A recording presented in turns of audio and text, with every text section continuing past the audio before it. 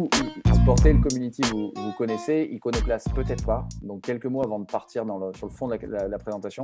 Iconoclast, c'est la première école qui forme de manière opérationnelle, vraiment par la pratique, à tous les métiers de la vente B2B et du business développement en 4 mois, sur un format court de 4 mois, donc basé 80% sur de la pratique et de l'expérimentation en réel.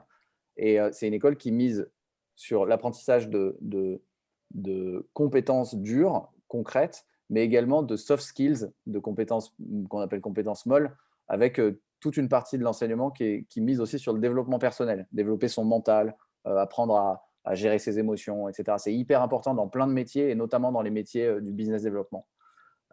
Tous les intervenants de l'école sont des pros en activité.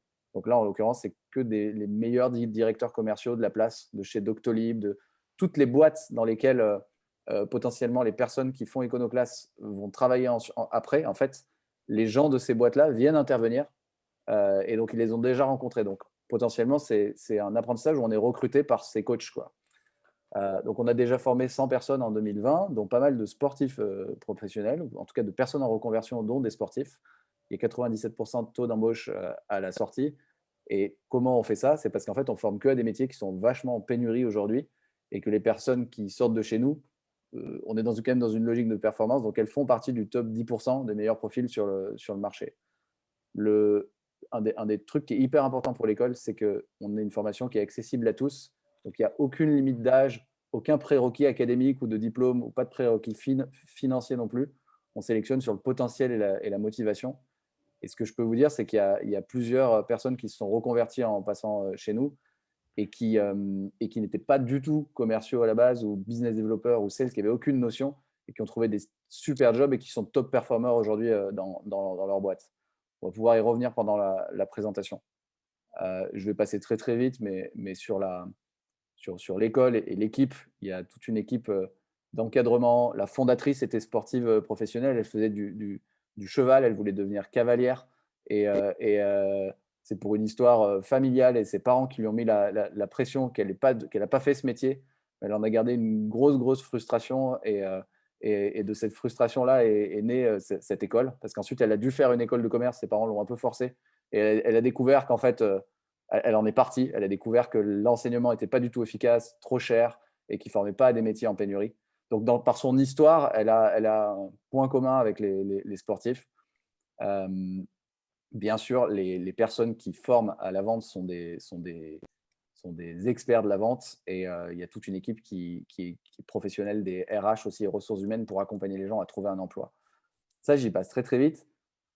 Parce qu'en fait, l'objectif, c'est que derrière beaucoup d'acronymes, on parle de métiers qui sont dits commerciaux. Et en fait, commercial, on a un petit peu une vieille image, surtout en France, parce que c'est des métiers qui sont à la fois alors vachement en pénurie, il manque énormément de commerciaux, et qui n'ont pas tout le temps une bonne image parce qu'il faut vendre, etc. Alors qu'en fait, c'est des métiers qui sont au cœur du développement des entreprises, surtout en ce moment. Plein d'entreprises sont en difficulté, mais en fait, il y a une chose qui est vraie, c'est que les entreprises doivent se développer et doivent vendre. Et vendre, il y a l'image qu'on en a, peut-être un petit peu du requin, et il y a aussi des bonnes manières de le faire, à condition de savoir bien le faire. Le métier a aussi beaucoup évolué, ce qu'on appelle commercial à l'ancienne. On a volontairement mis une vieille image. C'est on imagine le mec avec sa mallette qui n'est pas très intelligent, pas très finot, un peu bourrin. En fait, c'est un métier qui a énormément évolué avec le numérique et qu'on appelle aujourd'hui plus du tout commercial, mais qui est soit business developer, sales B2B, customer success manager. En fait, il s'est décomposé en plein de métiers qui sont loin de l'image qu'on en a. Pour vous donner quelques petits exemples, là, je parle d'Antoine, qui était athlète professionnel, qui faisait du rugby. Il s'est reconverti chez Iconoclast, par exemple, en suivant la formation en 4 mois. Aujourd'hui, il fait un métier qu'on appelle business development représentative. Il travaille chez Partout, qui est une boîte qui est une boîte dans le digital qui aide les entreprises à être bien référencées sur Google. On a plein de profils comme Antoine qui font maintenant différents types de métiers et c'est ce qu'on va expliquer aujourd'hui.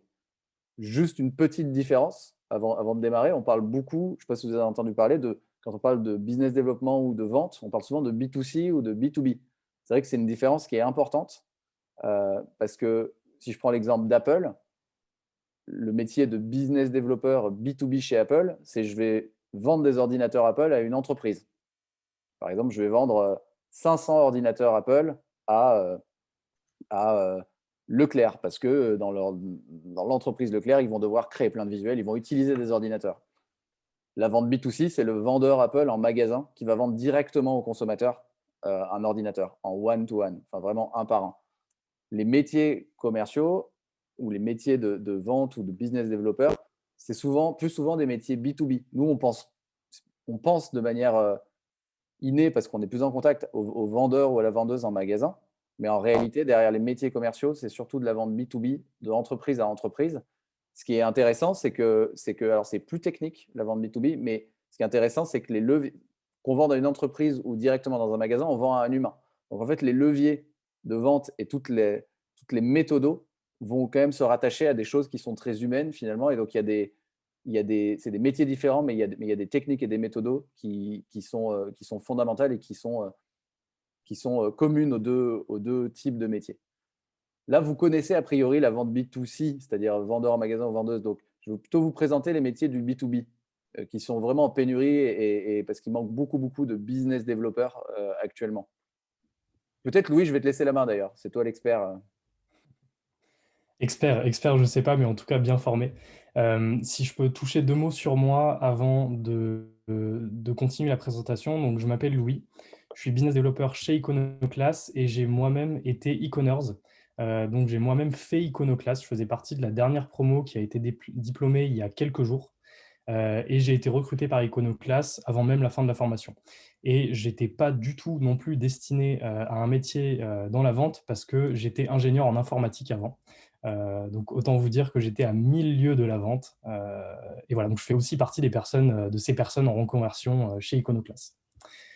Donc, pour pouvoir continuer à parler des métiers et d'Iconoclast, il faut d'abord comprendre une chose, c'est quel est le processus commercial, comment au final on passe de quelqu'un qui ne vous connaît pas potentiellement, qui ne connaît pas votre entreprise, qui ne connaît pas votre marque, à un super client et potentiellement même un ambassadeur, quelqu'un qui va avoir envie de vous recommander. On distingue 3 grandes parties dans le cycle de vente. La première partie, c'est l'avant-vente. Ça va être le but, trouver des prospects et prendre des rendez-vous avec eux. Il va y avoir la partie vente. Donc là, c'est la vente à proprement parler. Le but, c'est de convertir le prospect en client. Et la partie après-vente, où là, on va essayer de faire en sorte que le client soit le plus heureux possible et ait potentiellement envie de redevenir client une seconde fois, une troisième fois, etc. Et potentiellement même qu'il devienne ambassadeur de la marque. Donc pour la partie prospection, on a ce qu'on appelle l'inbound et l'outbound. C'est tout simplement entrant et sortant en anglais.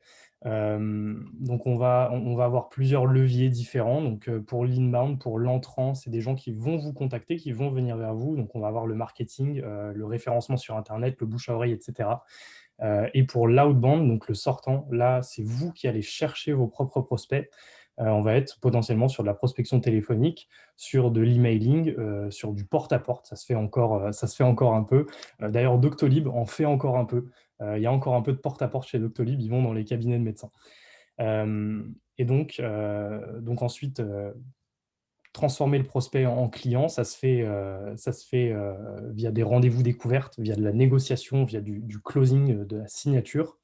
Et toute la partie account management, comme on l'a dit, c'est faire en sorte que le client soit content. Et donc là, c'est gérer le compte correctement. Bon, je pense qu'on peut passer à la prochaine slide. Ouais. Pour vous parler des métiers qui correspondent à ces différentes parties du cycle de vente, alors là, on le fait de manière très caricaturale, de manière assez processée. À savoir, il y a plein d'endroits, d'entreprises où on va vous donner des métiers de business developer, par exemple, ou de commercial, mais où vous allez faire plein de choses différentes. Ceci étant dit, pour la partie avant-vente, on va avoir les métiers de SDR et de BDR principalement, donc Sales Development Representative et Business Development Representative. Ce sont vraiment les métiers où vous allez potentiellement être au téléphone toute la journée, avoir une liste de prospects à appeler et le but, c'est de les convaincre de prendre rendez-vous avec un commercial. Donc là, le but, c'est vraiment piquer la curiosité, qualifier très rapidement les personnes, arriver à se mettre en phase très rapidement avec les gens que vous avez au téléphone, ou alors faire de la prospection par email, sur LinkedIn, ou du porte-à-porte comme on l'a vu. Pour la partie suivante, pour la partie vente à proprement parler, là, on va avoir des postes comme business developer, sales executive, account executive, ingénieur commercial grand compte, etc. Ce sont énormément de termes qui, au final, derrière, au final, le métier est le même.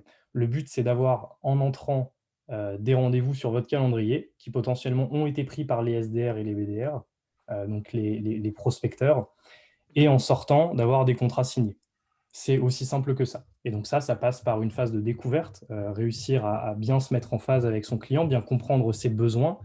On n'est pas là pour pousser notre produit ou notre service au maximum. On est vraiment là pour essayer de déceler le besoin et de venir le combler.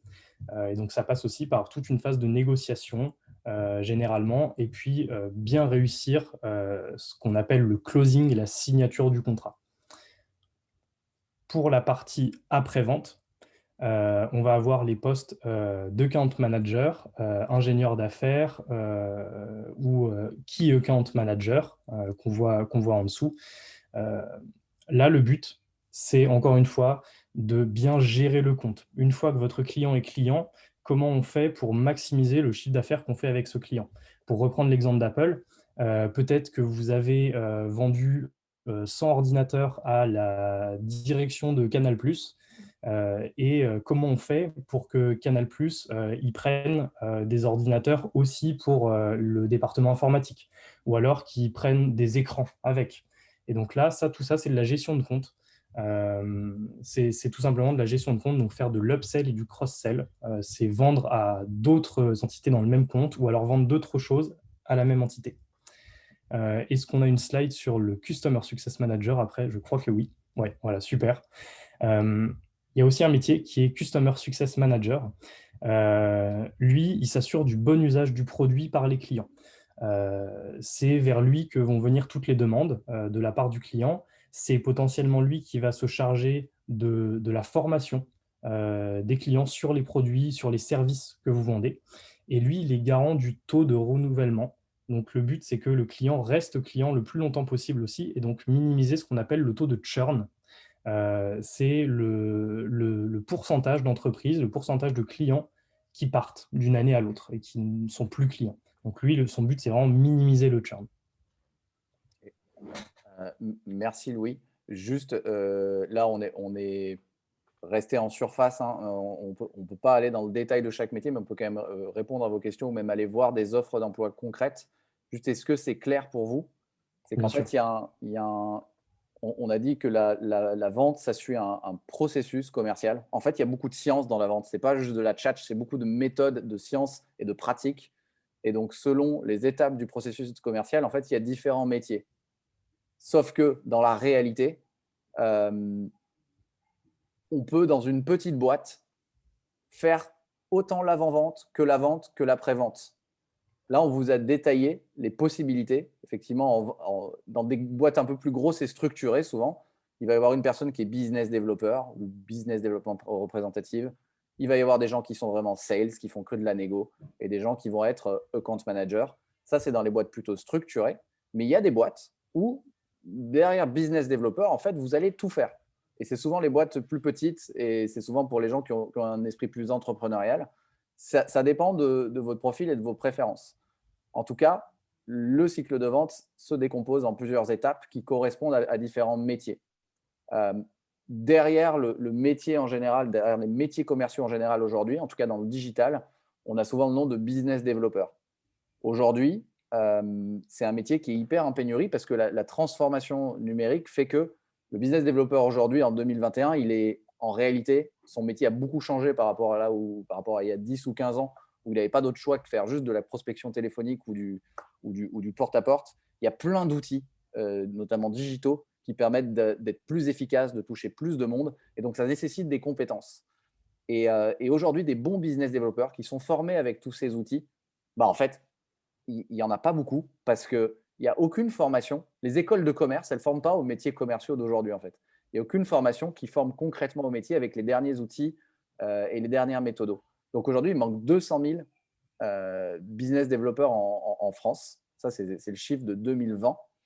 Et pour être plus concret, c'est tout type de boîte. Il manque beaucoup de business développeurs parce qu'en fait, dans tout type de boîte, il faut développer le business. Donc, autant dans des grands groupes que des startups, aujourd'hui, tous les secteurs, il n'y a pas un secteur sans qu'il y en ait besoin et pas un type de boîte sans qu'il y en ait besoin. Donc, nous, aujourd'hui, on travaille autant, ça, c'est nos partenaires et qui recrutent notamment chez nous ou qui viennent éduquer et former nos business développeurs. On travaille autant avec un Gazprom qu'un Deliveroo parce qu'ils ont chacun à leur niveau et ils sont structurés différemment, encore une fois, besoin de business développeurs. Ce que je voulais faire, c'est peut-être aller même prendre un exemple concret. Ça, je crois que c'était hier. Je suis allé sur, hop là, je suis allé sur Welcome to the Jungle. Je ne sais pas si vous connaissez. Et j'ai tapé business developer. On peut y aller. Je vais le faire en live. Welcome to the Jungle. C'est le nombre d'offres d'emploi qu'il y a en live. Vous pouvez aller aussi sur le portail Pôle emploi. Je vais y aller. Là, il y avait 1637 offres. Je ne sais plus si c'était hier ou avant-hier. Mais par exemple, si on va, pour vous montrer le nombre d'offres qu'il y a, hop là. Si on va aujourd'hui sur Pôle emploi et qu'on tape Business Developer France, là, il n'y en a plus 1637. Aujourd'hui, il y en a 2117. Donc là, il y a 2117 offres en CDI sur Pôle emploi. Et on peut aller sur plein de portails de job pour le poste de Business Developer. Et là, j'ai juste tapé Business Developer. Je n'ai pas tapé Sales B2B, Business Development Representative, Customer Success Manager, Account Manager. J'ai juste tapé un type de métiers commerciaux. Donc, c'est des métiers qui recrutent énormément. Et je suis prêt à parier que derrière, là, je vous ai dit Louis vous a dit que les business développeurs, c'était surtout sur de la prospection et de l'avant-vente et qu'ensuite, c'était plutôt des sales qui closaient. Mais en fait, je suis prêt à parier que derrière chaque job, il y a potentiellement, il faut faire attention, il faut bien lire la description, différentes missions derrière. Ça dépend des entreprises. Et là, si je vois, j'ai cliqué sur le premier. Vous évaluez les opportunités business dans de nouveaux marchés. OK, vous identifiez, contactez et entretenez des relations avec des cibles. Vous êtes en charge de la négociation dans sa globalité. Donc, vous voyez, là, ce poste de business developer, j'ai cliqué sur le premier qui est pour la Massif. En réalité, c'est un poste où vous allez faire autant de prospection que de négociation et closing, que de gestion de compte. Et donc là, vous faites tout le processus commercial. Donc, en fait, il ne faut pas s'arrêter juste aux noms et aux acronymes. Il faut aller un peu plus loin et se dire que potentiellement, ça peut concerner qu'une partie ou tout le processus commercial. Et ça va dépendre de votre profil. Il y a des profils plutôt de chasseurs qui aiment bien la prospection, des profils qui aiment bien plutôt la négociation et le closing, et des profils qui sont moins dans l'aspect pure vente, qui préfèrent s'occuper de clients existants et de développer les relations avec ces clients existants. Je bosse chez Apple et je vais développer mes relations avec Canal+ en vendant des services additionnels et en faisant en sorte qu'ils soient contents. Je quitte juste les exemples. C'était pour vous donner un exemple de chiffres actuels, de nombre de recrutements sur le marché. Alors, tac. Vous pouvez aussi aller sur Welcome to the Jungle, qui est une plateforme qui référence beaucoup d'offres d'emploi et notamment en business développement, plutôt sur des startups. C'est plutôt axé startup. Pôle emploi, ça fait tout. Welcome to the Jungle, c'est plutôt startup. Ça dépend les boîtes que vous voulez. On va passer à un petit exercice pour casser, un petit exercice interactif. Je vois qu'il n'y a pas beaucoup de questions dans le chat, mais on va remédier à ça. Juste pour casser un tout petit peu l'image qu'on a de la vente habituellement. On entend beaucoup dire que c'est que de la tchatch, la vente, qu'il faut juste avoir une bonne communication, que c'est facile, en fait, c'est des métiers où il y a pas mal de méthodos. Et donc, on voulait illustrer ça par un petit exemple. Est-ce que quelqu'un est volontaire pour faire une petite simulation, un petit exercice avec Louis? Et c'est bienveillant, c'est sympa, c'est pour l'exemple. Moi, j'ai une question par rapport justement aux différents profils Ouais, Parce que donc il y a différentes étapes dans ces business dev. Et comme vous l'avez dit, il y en a qui ont une mentalité un peu plus chasseur, il y en a d'autres ouais. qui sont plus dans l'accompagnement et essayer de garder un peu le client déjà. Est-ce que vous, pendant ces 4 mois de formation, vous essayez un peu de voir les personnalités et les compétences de chaque stagiaire de votre promotion pour les orienter peut-être as soon as possible en fait vers les métiers de BizDev pour lesquels ils vont être un peu plus aptes. Ouais, merci pour la question, Emmanuel. C'est bien toi qui a posé la question. Oui, c'est moi, c'est moi. Merci beaucoup pour la question. C'est une bonne question. Effectivement, je peux y aller tout de suite, mais on forme pendant les 4 mois à tous les métiers. Bon, on va y retourner après. Et effectivement, notre objectif, c'est d'avoir suffisamment c'est que les personnes qui sont formées, voilà, c'est la slide que je voulais montrer, je passais un peu vite tout à l'heure, c'est que pendant les 4 mois, on découvre à travers différents intervenants et différentes entreprises, tous les métiers, tout le cycle de vente et donc tous les métiers de la prospection au closing, à la gestion de compte, et qu'en pratiquant, les apprentis sales, en fait, découvrent ce pourquoi ils ont le plus d'appétence, pas seulement théoriquement, mais en plus en pratiquant pour les entreprises. Donc, par exemple, Doctolib vient un matin c'est le directeur commercial de chez Doctolib qui va venir, qui va présenter Doctolib et ses enjeux commerciaux. Il va donner, si on est en phase de prospection pendant la formation, il va donner des vrais fichiers clients de prospection.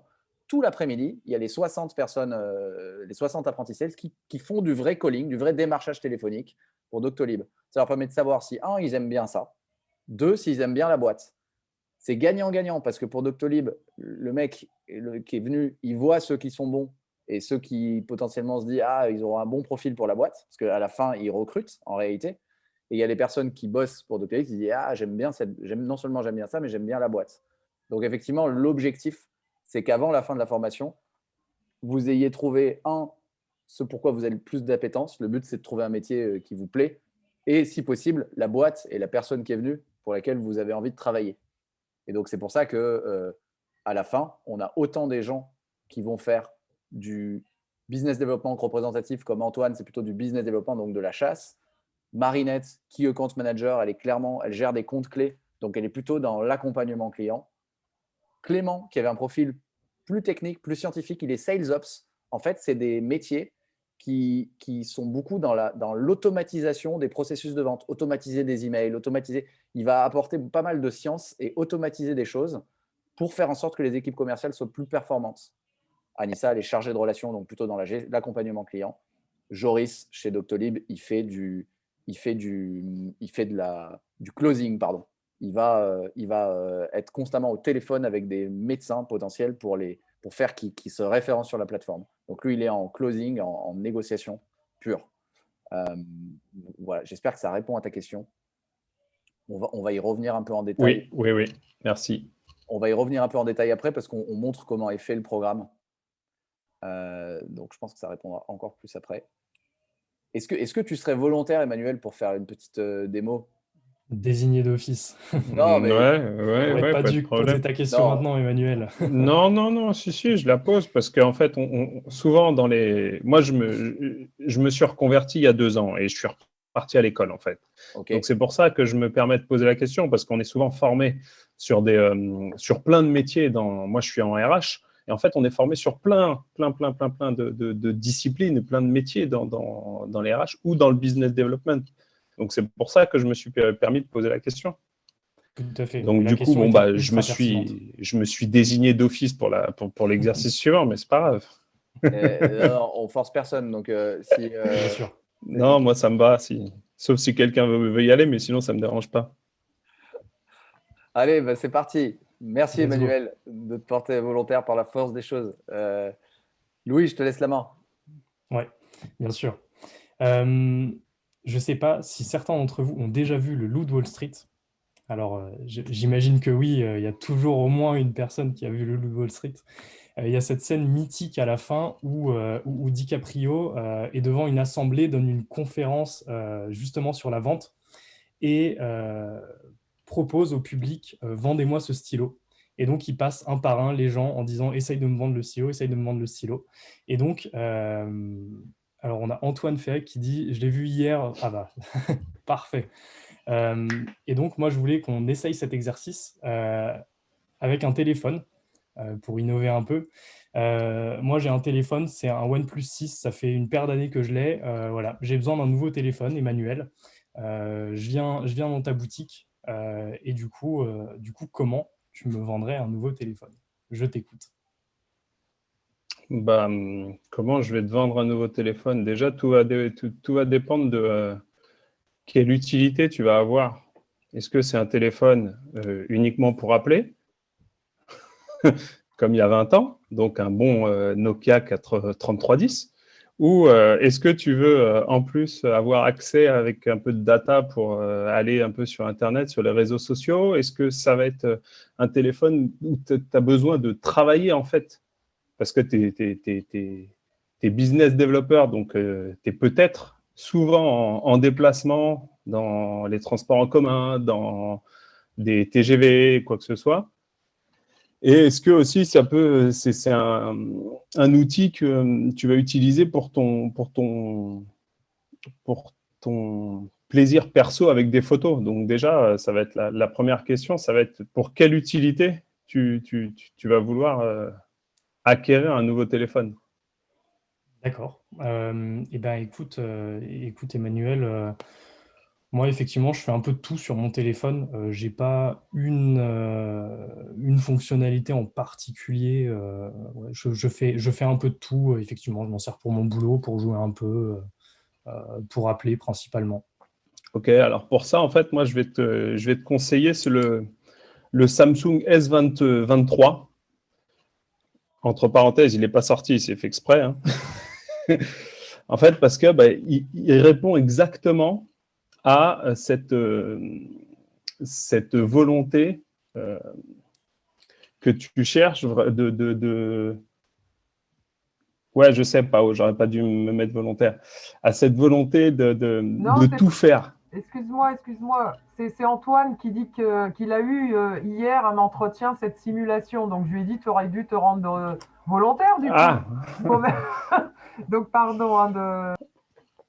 Donc, okay. Voilà, tu veux un appareil qui fait un peu de tout. Ce Samsung S23, c'est vraiment le top pour toi parce que okay. Tu vas pouvoir l'utiliser dans ton cadre pro, notamment dans tes envois et réceptions d'emails, dans tes recherches, dans ton sourcing en fait pour tes nouveaux clients, mais tu vas également avoir assez d'autonomie pour ton utilité, ton usage personnel.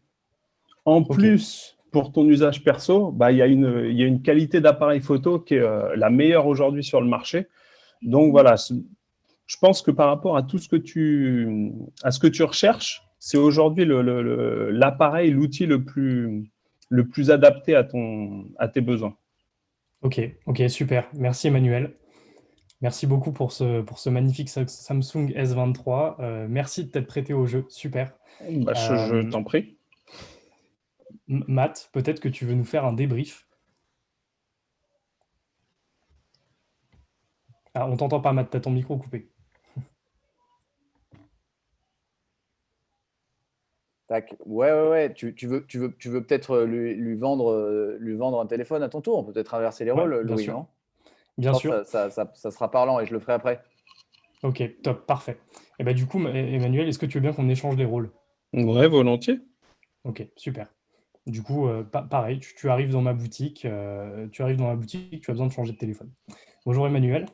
Bonjour Louis. Bonjour, vous allez bien? Très bien, merci. Merci. On peut se tutoyer peut-être? Ce sera plus sympa comme ça. Non, je refuse. Ok, très bien. Je comprends. Non, mais je comprends, il n'y a aucun problème. Généralement, avec la différence d'âge, je comprends tout à fait. Ça m'arrive. Du coup, Emmanuel… En plus, si je suis vieux, je ne suis pas prêt de vous acheter un téléphone. Ah bon? Et en plus, je pense que vous avez peut-être pris l'un des plus jeunes de la promo. De la promo? Pourquoi? Il y a des plus vieux dans la promo? Non, j'oserais pas.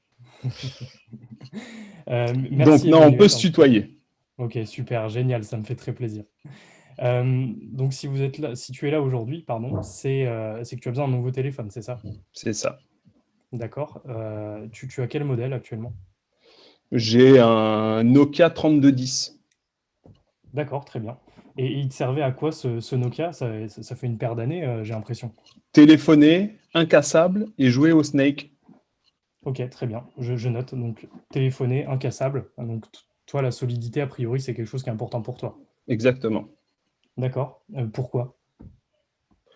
Parce que je suis quand même quelqu'un de très maladroit et du coup, j'ai pas envie de casser un écran et de casser un téléphone tout de suite, au bout d'une semaine parce que je l'ai fait tomber en prenant mon café. Ok, très compréhensible. Du coup, tu t'en sers principalement pour téléphoner, c'est ça? Oui. Ok, d'accord. Pourquoi tu t'en sers pour ton métier? Oui, oui, je m'en sers que pour mon métier, mais que sur l'aspect téléphone. Ok, D'accord? d'accord. Je suis pas itinérant. Donc, dès que j'ai quelque chose à rechercher sur Internet ou quoi que ce soit, je suis derrière mon ordinateur et j'ai pas besoin de mon téléphone pour aller rechercher des informations. D'accord. Et donc, tu m'as parlé de jouer au Snake aussi, que tu t'en sers donc uniquement pour téléphoner et jouer au Snake. Pourquoi tu t'en sers d'autre? Pour pas grand-chose d'autre. Il n'y a pas beaucoup de D'accord. fonctionnalités supplémentaires dessus. Une Ok. calculatrice et Et donc, avoir quelque chose de plus moderne, tu aimerais quelque chose de plus moderne? alors oui, plus moderne, mais pas au détriment de la solidité. Ok, très bien, c'est entendu. Et qu'aimerais-tu en faire de plus que ce que tu en fais actuellement? Bon, peut-être pouvoir prendre quelques photos par-ci par-là. Ok, d'accord. Très bien. Pourquoi tu aimes beaucoup la photo? Non, mais c'est pouvoir avoir un appareil photo, entre guillemets, sous la main d'une qualité correcte pour immortaliser quelques instants ou quelques paysages de temps en temps. D'accord. Et tu t'en sers potentiellement plus que ça? Tu pars en voyage? Non, très peu. Ok, très bien. Et au niveau du budget? Budget, on va partir sur 100 euros. Ok, très bien. Entendu. Super Emmanuel. Merci beaucoup pour tous les renseignements. Avec les renseignements que tu m'as donnés, Merci à toi. je pense que le plus adapté pour toi, ça pourrait être le Samsung S22, qui est le modèle en dessous du S23. On est à peu près dans ces prix-là. Tu pourras bien sûr t'en servir pour téléphoner comme n'importe quel téléphone. C'est un des plus résistants qu'on a de la gamme. Très important pour toi. En plus, on a plein d'accessoires qui vont avec, comme des coques, des protections d'écran, et tu n'auras rien à craindre de ta maladresse. Voilà, Ok, je coupe court pour la présentation, c'est ouais, pas la bien partie la sûr. plus intéressante. Parfait. Merci beaucoup. Super, merci à toi de t'être prêté au jeu. T'en prie. Merci Emmanuel, merci Louis. C'est pas du tout un exercice facile, mais vous voyez que le principe, l'objectif est d'aller poser un certain nombre de questions pour répondre à un besoin réel et effectivement d'aller proposer des solutions qui répondent exactement aux besoins. Ce qui et Emmanuel, en fait, tu l'avais plutôt bien fait. La tendance de pas mal de monde, Tout à c'est fait. d'aller dire tout de suite, parler du produit et de ses fonctionnalités. Alors que ce qui est hyper important, c'est de prendre de l'info et d'aller mettre des fonctionnalités simplement en face de bénéfices et de parler plutôt en termes de besoins clients et en termes de bénéfices plutôt qu'en termes de fonctionnalités techniques. Mon téléphone fait telle photo, tel pixel, ça ne marche pas si ça ne répond pas à un vrai besoin. Et normalement, ce type de rendez-vous, c'est ce qu'on appelle un rendez-vous découverte qui prend un peu plus de temps en réalité. Il y a plein de techniques et de questions ouvertes pour avoir les bonnes infos et effectivement taper dans le mille au moment où je vais présenter la solution à mon client. Un rendez-vous découverte, ça peut prendre entre 30 et 45 minutes en réalité pour vraiment faire une vente qui répond exactement aux besoins de la personne. Et Même pour un téléphone. même pour un téléphone, carrément. Merci beaucoup. J'espère que l'exemple était parlant. Et donc, Louis, est-ce que tu veux continuer ou non, je continue là-dessus? Vas-y, peut-être. Oui, bien sûr, je peux reprendre la main, oui, c'est mon micro qui est. Du coup, comme on l'a déjà un peu expliqué depuis le début, Mathieu l'a bien dit au début, chez Iconoclast, on va former à tous ces métiers de la vente dont on a parlé pour l'instant, que ce soit commercial, que ce soit account manager, que ce soit business developer, customer success manager, SDR, BDR, les termes dont on a parlé au début. Tous ces métiers-là, on est formé chez Iconoclast parce qu'on voit l'ensemble du cycle de vente.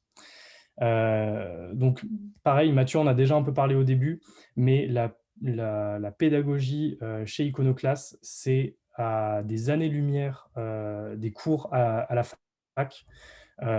On n'a pas envie de se retrouver à nouveau en amphi. Nous, on propose un format court de 4 mois, potentiellement même un peu moins. On pourra en discuter après. Et le mindset, c'est qu'on est des professionnels. On est des sales en devenir. On est des potentiels business développeurs. On n'est pas des étudiants. Et les sales coachs, Arnaud et Julien, qui sont là pour la partie cours théorique et training, ne sont pas des profs. Ce sont des professionnels qui sont là pour parler à des professionnels. Et ça, c'est extrêmement important. Quand on vient chez Iconoclast, on n'est pas là pour retourner en amphi, on est vraiment là pour chercher un job. Et pour chercher un job, il faut se mettre en position, au final, tout simplement comment dire, d'être en recherche d'emploi et d'être professionnel. Voilà, merci Matt. Et donc, super important aussi, la gamification. On apprend beaucoup en jouant. On retient les choses en jouant. Quand on apprend des choses, ça a été prouvé scientifiquement d'ailleurs, on retient ce qui nous a procuré des émotions beaucoup plus facilement. Et donc, quand on joue, quand on a des émotions fortes, on retient bien plus ce qu'on apprend. Et donc, apprendre par le jeu, apprendre par la pratique. Le programme, ça couvre l'ensemble du cycle de vente dont on a parlé au début. Donc, ça peut être les techniques de vente, ça va être faire du training, donc des entraînements entre nous sur de la vente. Ça va être faire de la prospection pour les partenaires, comme Matt l'a dit auparavant. Grosse partie de développement personnel et l'accompagnement RH, très important. D'ailleurs, ça rejoint aussi ta question, Emmanuel, de tout à l'heure. Le but, pendant les 3 premiers mois de la formation, ça va être au clair sur qu'est-ce que je veux faire par la suite. Est-ce que j'ai envie de me diriger vers account manager? Est-ce que j'ai envie de me diriger vers faire de la prospection? Est-ce que j'ai envie d'être business developer? Est-ce que j'ai envie de travailler dans une startup? Est-ce que j'ai envie de travailler dans un grand groupe? Il y a toute une réflexion, plein d'ateliers qu'on met en place autour de ça. Bien choisir le secteur, le milieu et le métier vers lequel on veut se diriger. Et le dernier mois de la formation, c'est à fond la recherche d'emploi et l'accompagnement à la recherche d'emploi. Parce qu'effectivement, apprendre à vendre, c'est bien. Apprendre à se vendre, c'est aussi une autre paire de manches. Donc, c'est hyper important. Et les gens qui viennent chez Iconoclast, ils ne viennent pas juste chercher un job, ils viennent changer de vie. Hein. C'est beaucoup de reconversion. Donc, ça implique de se questionner sur son projet, pas seulement son prochain job, mais son projet professionnel et son projet de carrière à plus long terme. Donc, il y a un accompagnement pour ça. Bien sûr. On peut peut-être prendre la question d'Antoine tout de suite, Ouais. qui est développement personnel. Est-il possible de développer, sans mauvais jeu de mots, cette partie? Bien joué Antoine.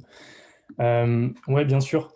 Toute la partie développement personnel, comme on est passé très rapidement c'était la deuxième slide de la présentation, Iconoclast, c'est devenir la meilleure version de toi-même.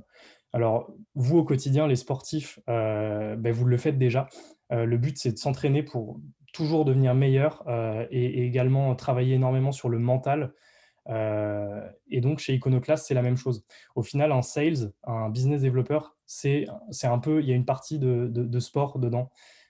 C'est toujours rester au top, que ce soit sur les techniques, mais aussi sur le mental.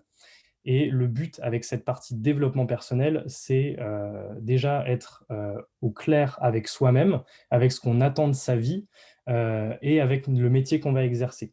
Donc, ça peut être des interventions sur de la PNL, de la programmation neurolinguistique, ça peut être des interventions sur de l'auto-hypnose, ça peut être des interventions sur de l'impro théâtral. Justement, c'est Mathieu en plus qui gère l'impro théâtral. Ça peut être travailler sur sa posture, tant physique que verbale. C'est énormément de choses. Le développement personnel, c'est extrêmement large. Cours d'éloquence aussi, cours de Ouais, bien sûr. communication non violente. En fait, tout ce qui va vous aider dans votre quotidien à mentalement rester au top et à essayer essayer d'être toujours bien dans votre peau et aussi performant. Par exemple, l'auto-hypnose, ça peut paraître complètement farfelu pour certains. C'est simple, c'est beaucoup de techniques de respiration qui fait que si vous enchaînez des rendez-vous avec pas mal de stress, il y a des techniques d'ancrage qu'on retrouve dans le sport. C'est se créer son rituel avec une musique, une phrase qu'on se dit dans sa tête ou se mettre dans sa bulle pour, entre deux rendez-vous stressants, repartir de plus belle. Il y a pas mal de sportifs qui développent, et peut-être vous d'ailleurs, des techniques d'ancrage pour être par un rituel, rester dans le match ou rester dans la partie ou rester bien mentalement. Mathieu, d'ailleurs, je vois une question d'Antoine à propos de développement personnel, si tu peux checker Ouais. pour lui répondre. Sur l'intérêt du théâtre, l'intérêt de l'improvisation théâtrale, on fait vraiment de l'impro théâtrale. C'est effectivement pas de préparer un spectacle de fin d'année. À travers l'impro théâtrale, en fait, on va travailler plusieurs choses. Ça se fait en groupe et notamment des choses qui servent dans tout métier, je pense, mais pas mal dans les métiers de business développeur. La première chose à travailler, c'est l'écoute. L'impro, ce qu'on découvre et ce qu'on fait par la pratique, moi, ce que je fais faire, je fais pas mal d'exercices où en fait, c'est dans l'interaction avec les autres qu'on arrive à créer quelque chose. Et le principe de l'impro, c'est que si j'écoute pas et si je comprends pas ce qui se passe autour, ça va pas être bon parce que on avance ensemble en impro. C'est pas du one man show, hein, c'est de l'impro et donc c'est à plusieurs. Donc on va travailler l'écoute pour être très concret à travers plein d'exercices. L'acceptation de ce qui se passe, notamment le oui et au lieu du oui mais. C'est quelque chose qui est très important, même dans la vie en général. Ouais. C'est un collègue peut dire une bêtise, un client peut vous surprendre, un potentiel client peut vous surprendre parfois en étant agressif, parfois c'est OK en fait. Ça, il faut écouter, respirer, accepter ce qui se passe et plutôt être dans le oui et construction que oui mais. Et là, généralement, on perd le contact, on perd la relation. L'objectif de l'impro, en fait, c'est d'essayer de travailler la qualité de la relation à l'autre, de manière générale. Ça se fait par l'écoute, l'acceptation de ce qui se passe et travailler l'instinct aussi, réagir à l'instant. Ça, c'est des choses qui se travaillent beaucoup par la pratique. Ça paraît très théorique quand je l'ai dit, mais l'idée, c'est que les métiers commerciaux, mais tous les métiers, ça fonctionne mieux quand la qualité de la relation est là. Et ce qu'on va chercher à travailler, c'est vraiment comment je me connecte aux autres et comment je crée une relation qualitative, c'est-à-dire où il y a de la confiance avec l'autre. C'est ça l'objectif de l'impro théâtrale. J'espère que ça répond à ta question, Antoine. C'est compliqué sans le faire, hein. C'est vraiment des choses, ça passe par le corps aussi. Ouais, Super. il y a sa réponse. Et là, vous voyez, parce qu'on était sur une slide qui présentait une semaine type, que le développement personnel, c'est un petit peu tous les jours. Ça vient s'inclure dans le programme de manière cohérente selon ce que vous êtes en train de faire. Et une semaine type, elle est vraiment construite sur un tout petit peu de théorie, mais beaucoup d'ateliers et de training. Une journée typique, il y a l'intervention d'un partenaire le matin et l'après-midi, vous vous entraînez, mais en situation réelle, vous bossez pour ce partenaire. Par exemple, on a pris l'exemple de Doctolib tout à l'heure. Doctolib vient, vous bossez pour Doctolib l'après-midi. Il y a une autre boîte type Lemlist qui vient le jeudi, vous allez bosser pour Lemlist l'après-midi. Et vous avez à la fois des personnes qui viennent qui sont des directeurs commerciaux, mais vous avez aussi des fondateurs ou CEO d'entreprises qui viennent faire des talks inspirants ou motivants. Il y a une question de Ah oui. Sébastien pour toi, Mathieu, ou pour Louis. Ouais, une semaine type peut être aménagée, point d'interrogation. Donc j'imagine que ta question c'est est-ce que tu peux faire quelque chose à côté? Est-ce qu'on peut décaler des cours? Voilà. Par exemple, le sport, j'imagine.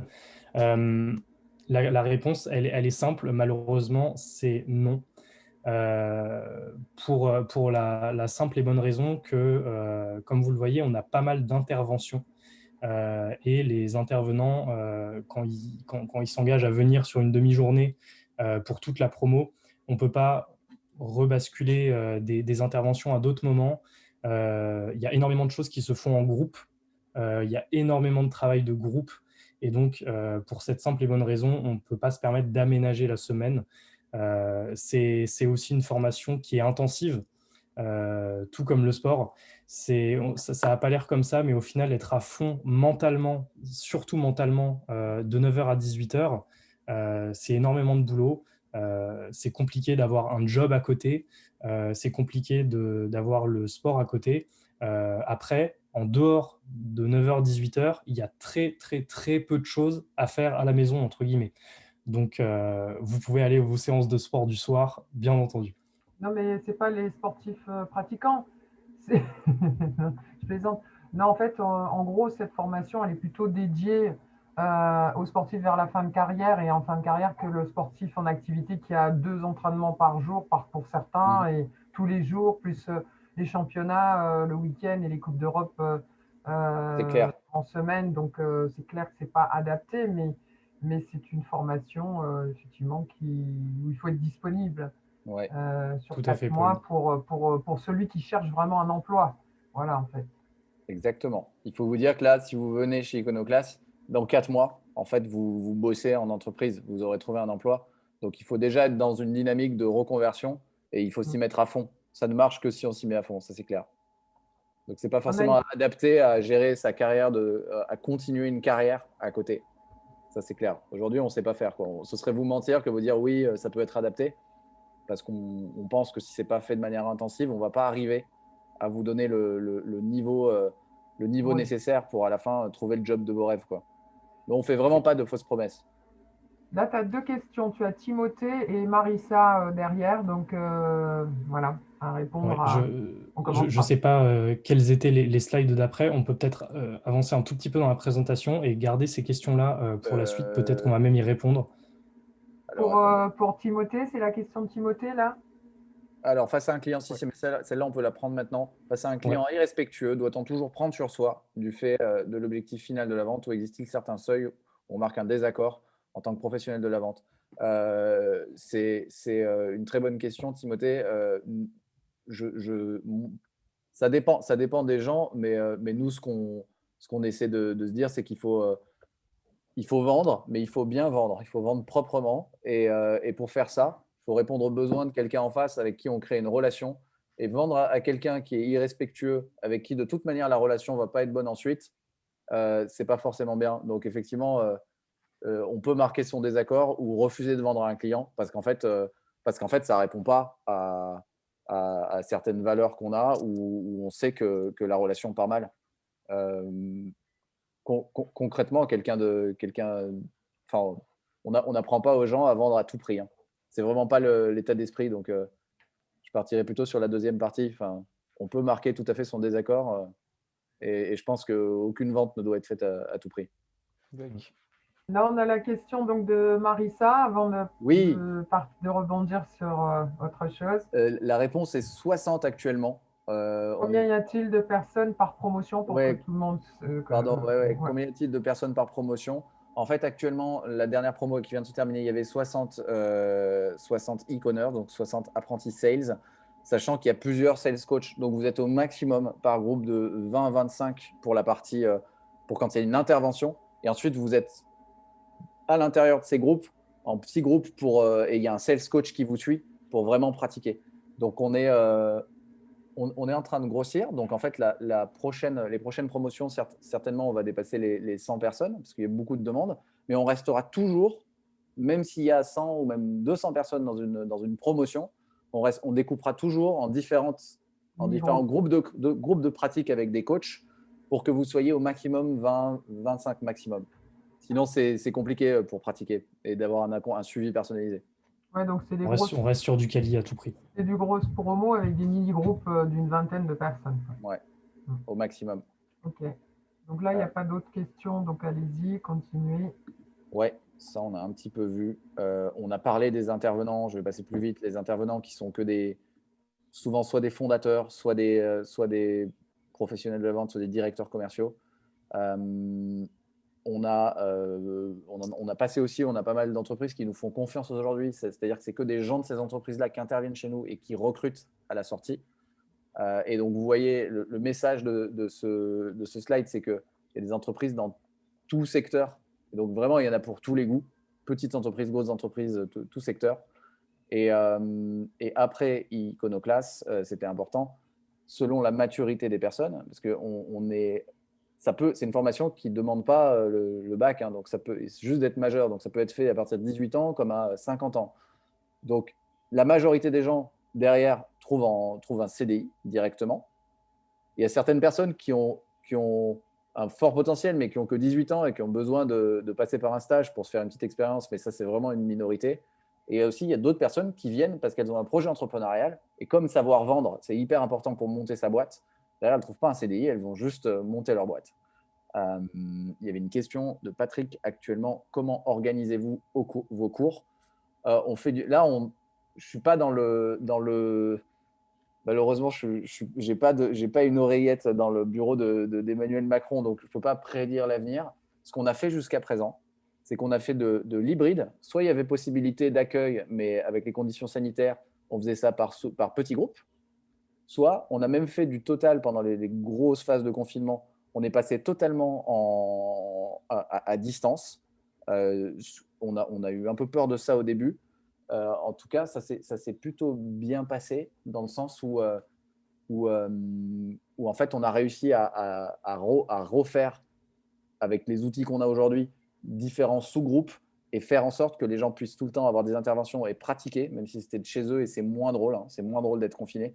En tout cas, on a réussi à délivrer l'intégralité du programme en passant à des moments complètement à distance, en gardant un esprit de promo parce qu'on s'est organisé pour avoir des moments d'échange. On peut même sur Zoom s'organiser quand on fait de la prospection. C'est pénible d'être tout seul en sous-groupe et faire du call, de la prospection téléphonique avec un petit groupe connecté en même temps. Donc, il y a pas mal d'outils pour ça. La réalité, c'est que c'est moins drôle d'être confiné, mais c'est la réalité des entreprises aussi.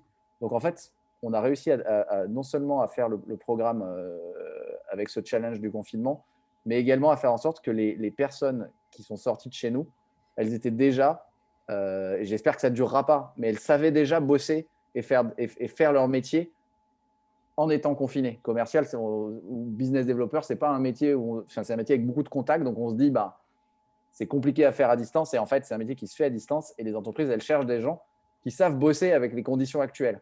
Donc prendre des rendez-vous, faire des rendez-vous en visio, c'est des compétences en fait qu'on a développées du coup, et sur lesquelles les personnes qui viennent chez nous sortent très performants.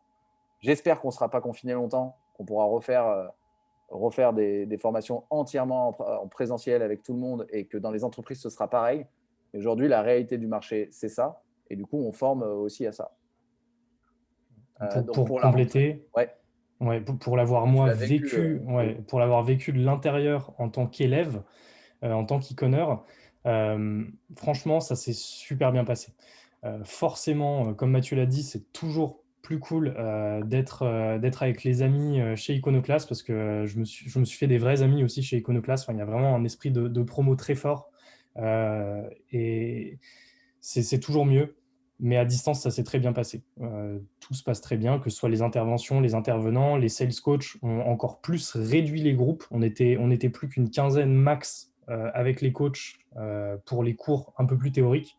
Donc, ça s'est vraiment super bien passé. On a réduit au maximum la partie théorie pour en faire encore plus de pratique, quoi. Et voilà. Et aujourd'hui, sur la promo 3 qui s'est terminée la semaine dernière, donc il y a 65% des personnes qui ont trouvé un job avant la fin de la formation. Et les 35 derniers pourcents sont tous en process de recrutement. Et donc, ce n'est pas un frein. Et ça, on a vécu les autres confinements de l'année dernière. Ce n'est pas du tout un frein à l'embauche, si c'était ça la question sous-jacente, Patrick. On n'a pas parlé de salaire. On va peut-être passer rapidement, mais les métiers de business développement sont des métiers qui payent bien. C'est très compliqué de donner des salaires figés, mais en gros, si vous êtes plutôt junior, quelqu'un qui a peu d'expérience, il va avoir un salaire tout compris, fixe et variable, parce que c'est vraiment important. Il y a une partie fixe dans les salaires des business développeurs, mais une grosse partie variable qui dépend de la performance et des objectifs. Quelqu'un qui débute, qui est vraiment débutant et qui a peu d'expérience en entreprise, va plutôt avoir un salaire autour de 38 000 € par an, c'est un peu plus de 3 000 € brut. Je vous donne des fourchettes. Quelqu'un qui a entre 2 et 3 ans d'expérience va être autour de plutôt 50 000 par an, donc avoisiner les 4 000 et quelques 4 000, 4 500 € bruts. Et à partir entre 5 et 10 ans d'expérience à des postes de direction commerciale, là, on a des salaires qui vont entre 100, 150 ou 200 000 euros par an. Donc, on est plutôt sur plus de 10 000 euros par mois.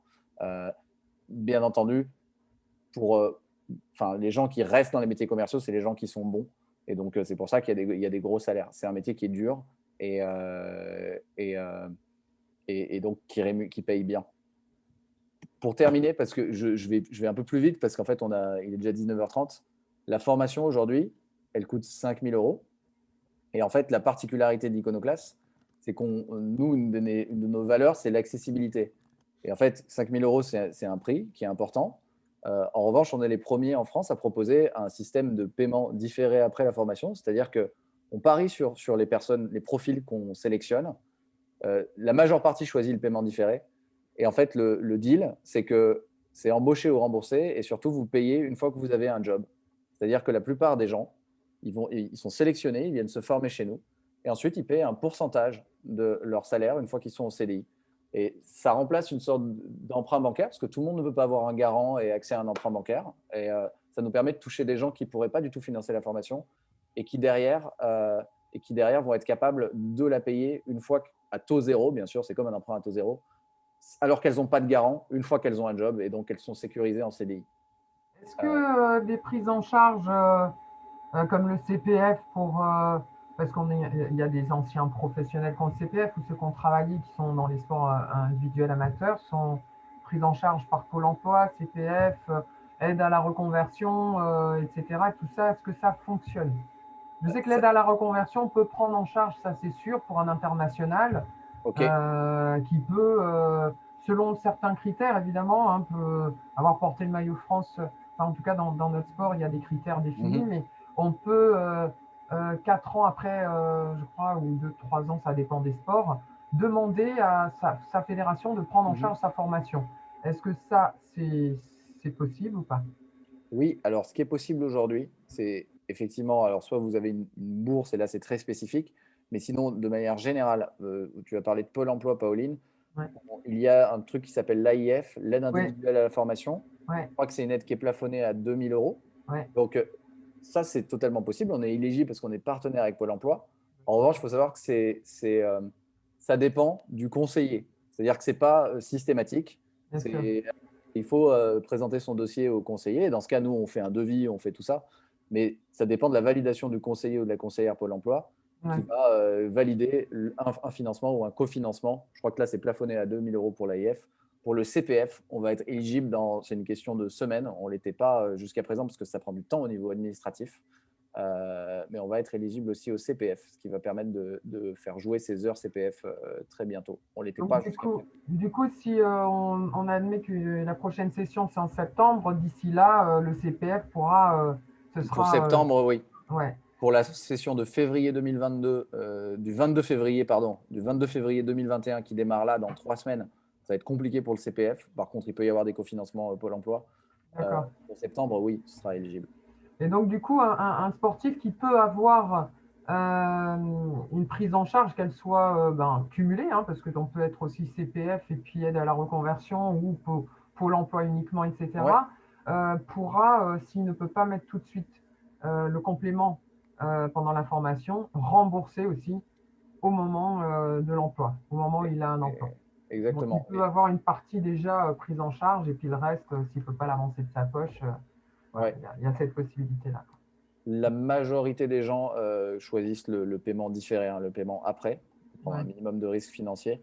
Et ce qu'on constate, c'est que comme ils sont embauchés assez rapidement et que les salaires sont plutôt pas mal, il y en a plein qui avaient décidé d'étaler ça sur 2 ans et qui en fait le remboursent beaucoup plus rapidement. Donc ça, c'est quelque chose qui marche très bien. Et pour répondre à la question de Patrick, comment candidater, on fait effectivement… donc la question, pardon, je la lis pour tout le monde. Comment candidater? Faites-vous une évaluation sur la motivation du candidat à votre formation? Oui. Les critères pour candidater chez Iconoclass, parce que c'est ouvert à tous, mais pas n'importe qui. C'est ça qu'on aime dire. On est vraiment ouvert à tous, mais il y a quand même un process de sélection. Donc, il faut être majeur à la sortie. Il faut être majeur à la sortie de la formation, parce qu'on rentre sur le marché de l'emploi. Et nous, on va évaluer 2 choses à travers le process de sélection. C'est la motivation et le potentiel. Il n'est pas du tout nécessaire d'avoir un diplôme, d'avoir une expérience dans des métiers qui sont voisins du business développement ou de la vente. C'est vraiment le potentiel et la motivation. Comment on évalue ça? On a un process en 3 étapes, on va dire. Il y en a une première, c'est un questionnaire qui se remplit facilement sur notre site. C'est un questionnaire de motivation. Donc, c'est un questionnaire, il faut prendre 15-20 minutes à le faire, il faut se poser un petit peu. L'objectif, c'est effectivement d'évaluer si la personne est vraiment motivée et on lui demande ce qu'elle vient chercher chez Iconoclast. Ça, c'est une première étape. La deuxième étape, c'est un cas pratique. On appelle business case, mais c'est un petit cas pratique. C'est-à-dire vous avez été sélectionné pour votre questionnaire est bon. Et on va dire, maintenant, on va vous mettre en situation, vous envoyer un petit cas à réfléchir. L'objectif, c'est vraiment de voir comment vous réfléchissez et bien sûr, si vous êtes motivé. Si vous ennuyez en faisant ce cas pratique, qui est un peu une simulation d'une partie du métier de business développeur, ça va peut-être vous indiquer que ce n'est pas fait pour vous. Et donc voilà, c'est à la fois pour la motivation et à la fois pour voir comment vous réfléchissez. Et la dernière étape, c'est un entretien individuel de 45 minutes où vous présentez le cas pratique et là, vous avez un échange sur votre projet. Nous, ces 3 étapes-là nous permettent d'évaluer le potentiel et la motivation. Et ça vous permet, vous, aussi de tester votre propre motivation et de rencontrer différentes personnes du staff pendant le processus. Donc, c'est dans les 2 sens. La moyenne d'âge des promotions, bonne question Marissa. La dernière promotion, c'était 28 ans. Ça allait de 18 à 43 ans au niveau des âges.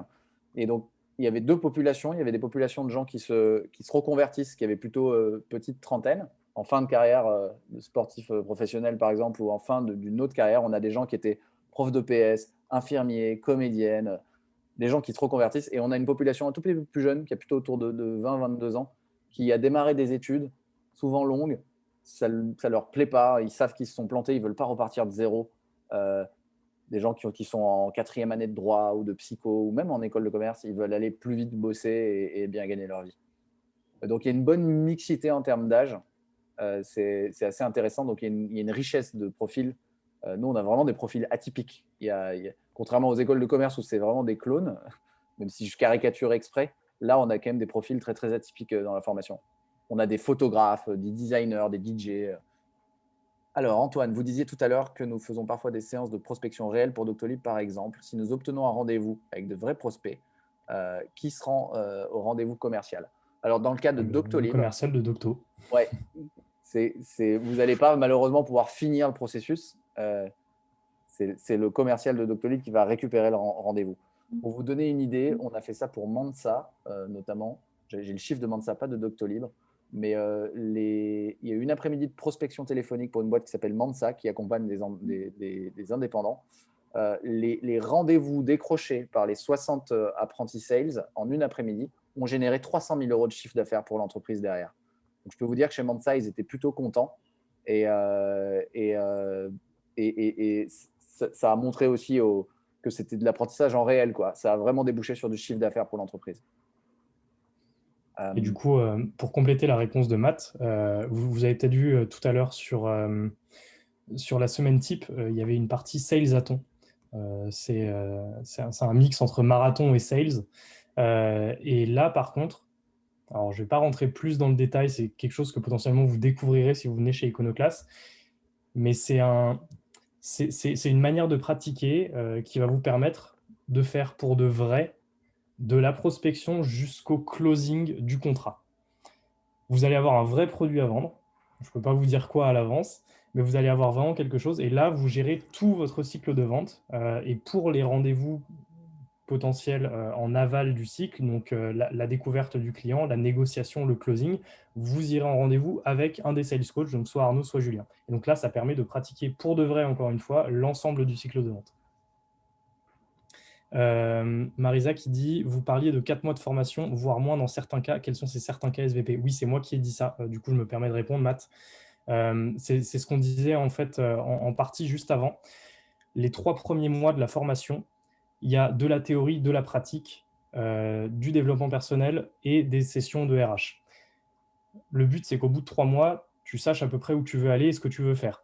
Et le dernier mois, Au lieu que les entreprises viennent pour te faire de la prospection, pour te présenter la boîte, te présenter comment ils fonctionnent, là, les entreprises, pendant le dernier mois, c'est 100% accès RH. Et pour le coup, les entreprises viennent te présenter la boîte, mais les postes qu'elles ont ouverts, elles te font passer des entretiens, elles te donnent un retour sur tes entretiens pour que tu puisses t'améliorer. Il y a beaucoup de travail sur les entretiens, nous aussi, en interne, entre e-commerce. On se fait passer des faux entretiens, on refait ton CV, tu tournes un CV vidéo.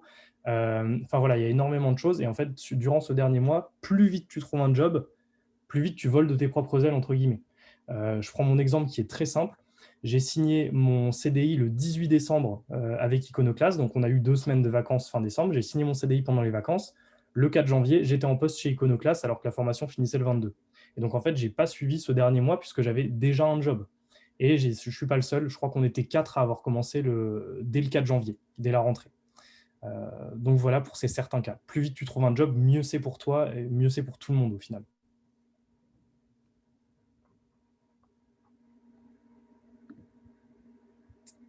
Quelle est la proportion homme-femme par promo? Ah, ça, c'est une super bonne question et Charlotte l'avait calculé. Alors là, Patrick, il faut savoir qu'il est monsieur mixité chez président de Femix Sport, qui œuvre pour la parité homme-femme dans la gouvernance du sport. Mais on n'est pas trop mal. Hein. Donc la question, quand je l'ai vu arriver, je dis bon, c'est pas étonnant. On n'est pas trop mal. Je crois qu'on était à peu près 40% sur notre promo, si je dis pas de bêtises. Ça va. Est-ce que c'est accepté, Patrick? Et nous, on aimerait bien avoir 50-50. Hein. De fait, c'est un métier où il y a de plus en plus de femmes, mais qui historiquement était très masculin. Et c'est tant mieux. Il y a de plus en plus de mixité dans les métiers du business développement. Il n'y a aucune raison d'ailleurs à ce que ce soit. C'est un cliché, hein, le gros VRP avec sa valise. C'est vraiment un cliché, quoi. Genre caméra café, quoi. Avec Jean-Claude Conduant et Hervé, le syndicaliste. Exactement, c'est vraiment. On va un peu